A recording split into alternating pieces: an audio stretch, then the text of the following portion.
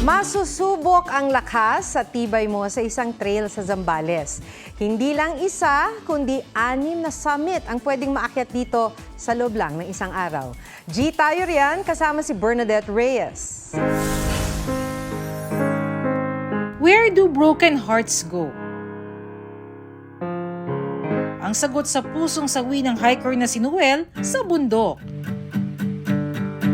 Sinagad niya ang healing era sa Kawag Hexa na tinaguri ang isa sa most challenging trail ng Pinas. Not 1 but 6 summits kasi ang kailangang akyatin. So yung Kawag Hexa, inabot siya ng 18 hours. Nag-start kami ng 2 a.m. and then natapos na kami ng 8 p.m. Unang summit pa lang challenging na. Bukod sa sobrang init, kailangan ding tipirin ang baong tubig. Sinukuan man ang pag-ibig pero si Noel hindi sumuko sa pag-akyat. From the first summit up to the 6th peak, nakumpleto ni Noel in just 1 day. More than just healing din ang nagawa ng Kawag Hexa para sa kanya.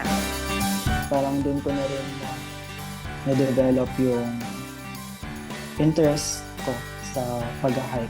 Nahanap ko na yung gusto kong gawin sa life.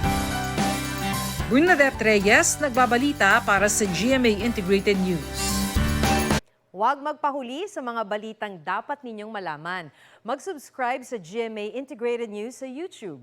Sa mga kapuso abroad, subaybayan nyo kami sa GMA Pinoy TV at sa www.gmanews.tv.